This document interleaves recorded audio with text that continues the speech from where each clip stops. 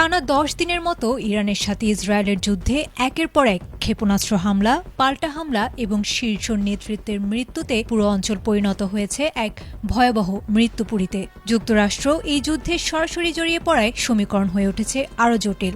ধ্বংস হয়েছে সামরিক স্থাপনা, প্রাণ হারিয়েছেন গুরুত্বপূর্ণ ব্যক্তিগণ। এত কিছুর পরও দুই মিত্র দেশের অভাবনীয় শক্তির কাছে যেন কোনোভাবেই হার মানছে না ইরান।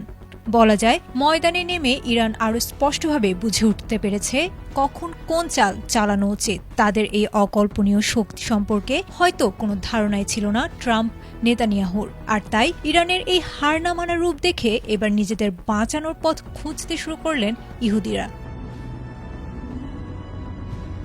ইরানের ওপর চলমান সামরিক অভিযান নিয়ে সম্প্রতি ইসরায়েলের ভেতর থেকেই যেন সুর বদলাতে শুরু করেছে। দেশটির জ্যেষ্ঠ কর্মকর্তাদের একটি অংশ মনে করছেন এই যুদ্ধ আর দীর্ঘায়িত করা ঠিক হবে না। তাদের মতে যুদ্ধের প্রধান সামরিক লক্ষ্যগুলো, যেমন ইরানের পারমাণবিক কর্মসূচি ও ক্ষেপণাস্ত্র ভাণ্ডার ধ্বংস করার কাজ প্রায় শেষ।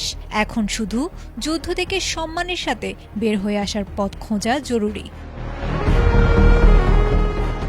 ওয়াশিংটন পোস্টের তথ্য মতে ইসরায়েলি প্রতিরক্ষা কর্মকর্তাদের বড় একটি অংশ মনে করছেন অনির্দিষ্টকাল যুদ্ধ চালিয়ে যাওয়া তেল আবিবের জন্য আত্মঘাতী হতে পারে। বিশেষ করে উপসাগরীয় অঞ্চলে তেল ও গ্যাসের দাম বেড়ে যাওয়ায় বিশ্ব অর্থনীতি যে ঝুঁকির মুখে পড়েছে তার দায় এড়ানো কঠিন হয়ে পড়বে। তবে ইসরায়েলি প্রধানমন্ত্রী বেনিয়ামিন নেতানিয়াহু এবং মার্কিন প্রেসিডেন্ট ডোনাল্ড ট্রাম্প এখনও পূর্ণাঙ্গ বিজয় ও শাসন পরিবর্তনের লক্ষ্যে অটল।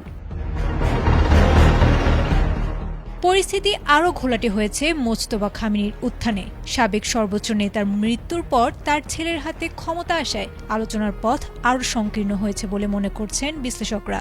এদিকে সংঘাতের আঁচ লেগেছে প্রতিবেশী দেশগুলোতেও। সম্ভাব্য পাল্টা হামলার ভয়ে তুরস্ক ও সৌদি আরব থেকে ইতোমধ্যে নিজ দেশের কূটনীতিক ও তাদের পরিবারকে সরিয়ে নিতে শুরু করেছে যুক্তরাষ্ট্র। পেন্টাগনের হিসাব মতে এই যুদ্ধে এখন পর্যন্ত যুক্তরাষ্ট্রের খরচ হয়েছে প্রায় $5.6 বিলিয়ন।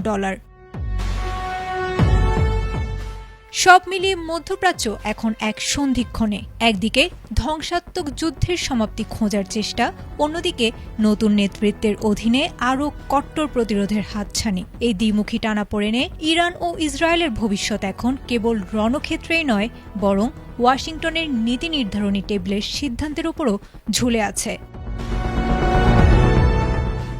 আয়েশা আক্তার, ATN বাংলা।